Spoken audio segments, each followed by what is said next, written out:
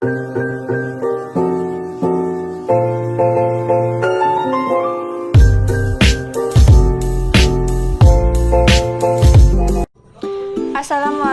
warahmatullahi wabarakatuh. Perkenalkan, nama saya Lia Rahman dengan NIM 2004010025,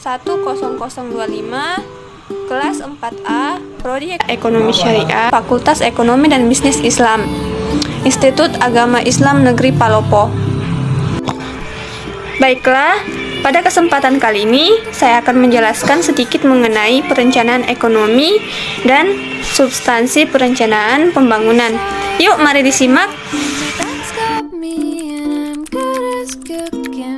Pertama-tama saya akan menjelaskan mengenai pengertian perencanaan ekonomi. Perencanaan ekonomi adalah mekanisme alokasi sumber daya yang berlawanan dengan mekanisme pasar. Sebagai mekanisme koordinasi dalam sosialisme, perencanaan ekonomi menggantikan pasar faktor dan didefinisikan sebagai alokasi langsung sumber daya, berlawanan dengan alokasi tidak langsung dari mekanisme pasar. Selanjutnya, dalam perencanaan tersebut, ada berbagai jenis prosedur dan bentuk-bentuk perencanaan yang dapat digunakan. Di sini yang dimaksud adalah tingkat sentralisasi pembuatan keputusan dalam perencanaan tergantung pada jenis spesifik mekanisme perencanaan yang digunakan. Dengan demikian, dapat membedakan antara perencanaan terpusat dan perencanaan desentralisasi.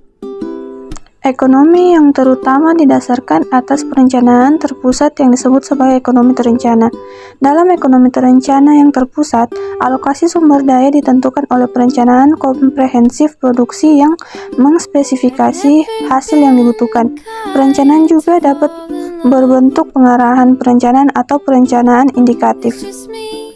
Dan perekonomian modern saat ini adalah ekonomi campuran yang menggabungkan berbagai sifat dari pasar dan perencanaan. Perbedaan dapat dibuat antara perencanaan fisik atau seperti dalam sosialisme murni dan perencanaan finansial seperti yang dipraktikkan oleh pemerintah dan perusahaan swasta dalam kapitalisme. Perencanaan fisik melibatkan perencanaan dan koordinasi ekonomi yang dilakukan dalam pilihan unit fisik, sedangkan perencanaan finansial melibatkan rencana yang diformulasikan dalam unit finansial. Selanjutnya, di bagian kedua, saya akan membahas mengenai substansi perencanaan pembangunan. Substansi rencana pembangunan berbicara mengenai apa isi dari rencana pembangunan yang telah disusun, permasalahan pokok dan isu-isu strategis yang mendesak untuk diselesaikan dalam pembangunan. Dan perencanaan pembangunan daerah membutuhkan identifikasi dan pemahaman mengenai sistem perencanaan pembangunan nasional atau daerah, jenis perencanaan sumber daya yang dimiliki, masalah yang mendasar yang dihadapi, komoditi atau jasa atau sektor unggulan, arah dan tujuan yang ingin dicapai, indikator kinerja utama, pembiayaan, pembangunan, integrasi, dimensi sektoran dan wilayah, serta formulasi visi, misi, dan strategi.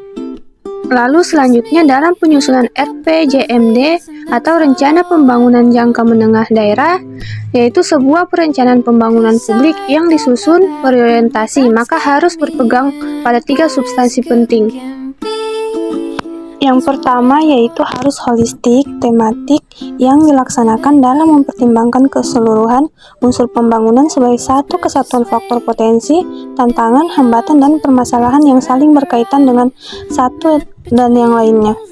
Selanjutnya, hal penting kedua yakni RPJMD harus integratif, artinya dilaksanakan dengan menyatukan beberapa kewenangan ke dalam satu proses terpadu dan fokus yang jelas dalam upaya pencapaian pembangunan daerah. Dan yang terakhir atau yang ketiga yakni bersifat parsial, dilaksanakan dengan mempertimbangkan berbagai potensi keuangan dalam perencanaan. Nah, itulah tadi penjelasan singkat saya mengenai perencanaan ekonomi dan substansi perencanaan pembangunan. Kurang dan lebihnya mohon dimaafkan. Wabillahi taufiq wal hidayah. Wassalamualaikum warahmatullahi wabarakatuh. Dadah, see you. And that's all I want.